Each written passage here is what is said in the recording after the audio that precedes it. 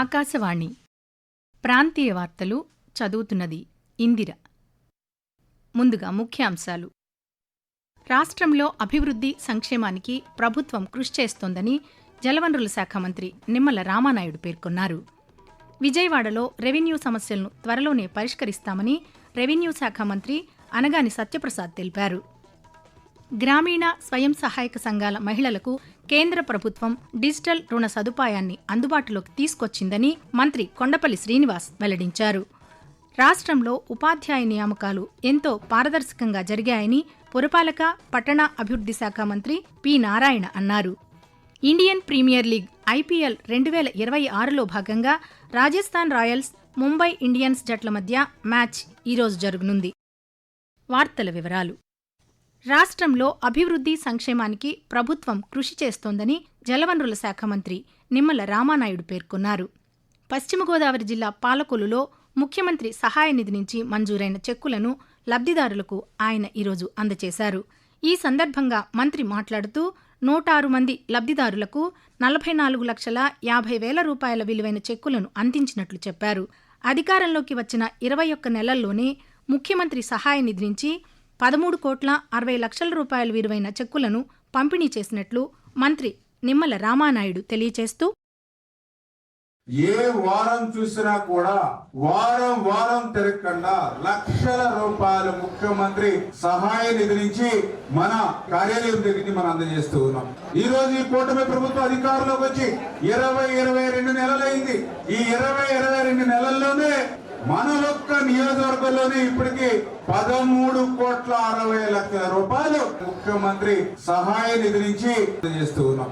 ఏ ఆసుపత్రికి వెళ్ళినా మీరు బిల్లులు తెచ్చుకుంటే ఈవేళ మీకు కొంత ఆశ్రయిస్తున్నాం చెక్కులు ఇచ్చి.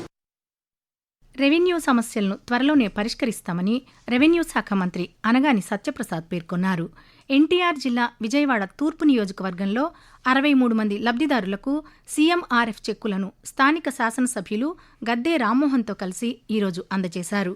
ఈ సందర్భంగా మంత్రి మాట్లాడుతూ, పేదల ఆరోగ్యానికి ప్రభుత్వం అత్యధిక ప్రాధాన్యత ఇస్తోందని పేర్కొన్నారు.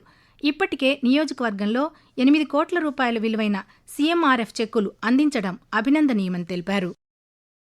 గ్రామీణ స్వయం సహాయక సంఘాల మహిళలకు స్వయం ఉపాధి కల్పించేందుకు కేంద్ర ప్రభుత్వం దీనదయాళ్ అంత్యోదయ యోజన, జాతీయ గ్రామీణ జీవనోపాధి పరిధిలో వ్యక్తిగత సంస్థ రుణ దరఖాస్తు డిజిటల్ రుణ సదుపాయాన్ని అందుబాటులోకి తీసుకొచ్చిందని సూక్ష్మ, చిన్న, మధ్యతరహా పరిశ్రమల శాఖ మంత్రి కొండపల్లి శ్రీనివాస్ ఒక ప్రకటనలో తెలిపారు. ఈ పథకం ద్వారా ఎంఎస్ఎంఈ యూనిట్లు స్థాపించేందుకు 10 లక్షల రూపాయల వరకు వ్యక్తిగత రుణాలు పొందవచ్చని చెప్పారు.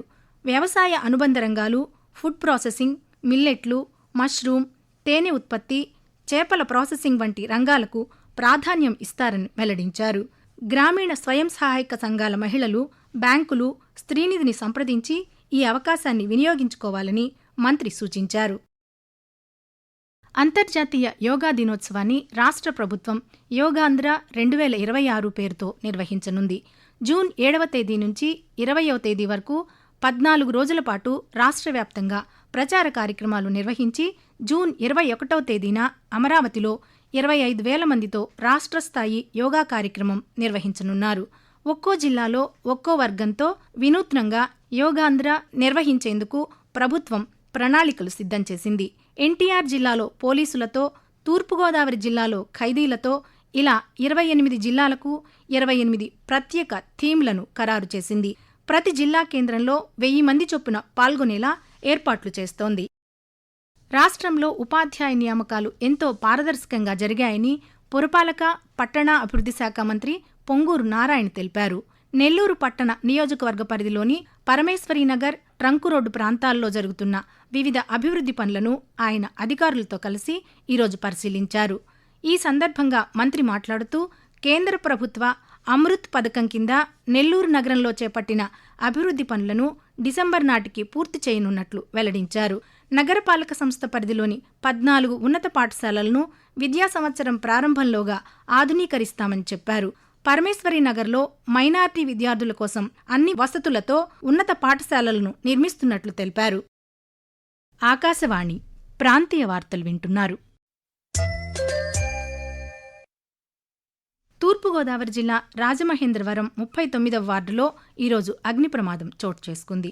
కార్పొరేషన్ సిబ్బంది బ్లీచింగ్ పౌడర్ను నిల్వ చేసే గోడౌన్లో ఒక్కసారిగా మంటలు వ్యాపించాయి. వెంటనే స్పందించిన అగ్నిమాపక సిబ్బంది ఫైర్ ఇంజన్ల సాయంతో మంటలను అదుపు చేశారు. ప్రమాదానికి గల కారణాలపై పోలీసులు దర్యాప్తు చేస్తున్నారు. తిరుపతిలో union public service commission UPSC civil service పరీక్షలు ప్రశాంతంగా జరుగుతున్నాయని జిల్లా కలెక్టర్ ఎస్ వెంకటేశ్వర్ తెలిపారు. తిరుపతిలో జరుగుతున్న యూపీఎస్సీ పరీక్షా కేంద్రాలను కలెక్టర్ ఈరోజు తనిఖీ చేశారు.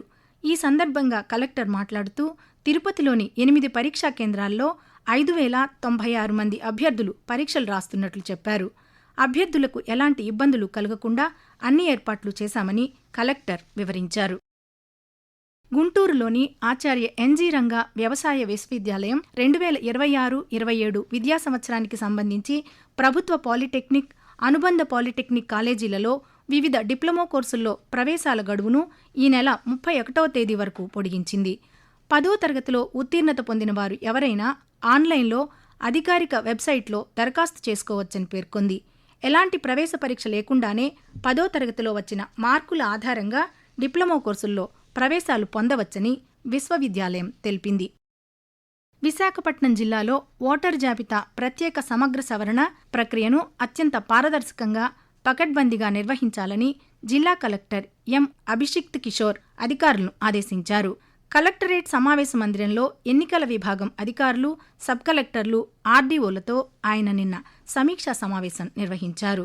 జూన్ 15వ తేదీ నుంచి జూలై 14వ తేదీ వరకు బీఎల్ఓలు ఇంటింటికి వెళ్లి ఓటర్ల వివరాలను సేకరించాలని సూచించారు. ప్రతి బీఎల్ఓ విధిగా క్షేత్రస్థాయిలో సందర్శించి ఎన్యూమరేషన్ ఫారాలు అందజేసి తదుపరి ప్రక్రియలను పూర్తి చేయాలని ఆదేశించారు. రాష్ట్రంలో ఎండల తీవ్రత కొనసాగుతుండటంతో ప్రజలంతా అప్రమత్తంగా ఉండాలని రాష్ట్ర విపత్తుల నిర్వహణ సంస్థ సూచించింది. ఈరోజు 21 మండలాల్లో తీవ్ర వడగాల్పులు, 214 మండలాల్లో వడగాల్పుల ప్రభావం ఉండే అవకాశం ఉందని సంస్థ మేనేజింగ్ డైరెక్టర్ ప్రఖర్ జైన్ పేర్కొన్నారు. ప్రజలు వీలైనంత వరకు మధ్యాహ్న సమయంలో ప్రయాణాలను వాయిదా వేసుకోవాలని సూచించారు. ప్రధానమంత్రి నరేంద్ర మోదీ తన మనసులోని భావాలను ఆకాశవాణి ద్వారా దేశ ప్రజలతో పంచుకునే మన్ కీ బాత్ మనసులోని మాట కార్యక్రమం 134వ సంచిక ఈ నెల 31వ తేదీ ఆదివారం ప్రసారమవుతుంది. మన్ కీ బాత్ కార్యక్రమానికి ప్రజలు తమ సూచనలు అందించాలని ప్రధానమంత్రి కోరారు.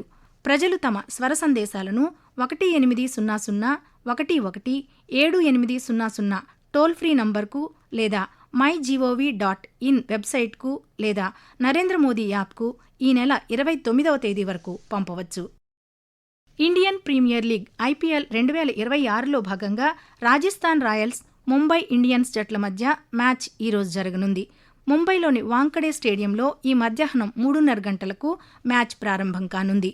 మరో మ్యాచ్లో Kolkata night riders, Delhi Capitals జట్లు తలపడనున్నాయి.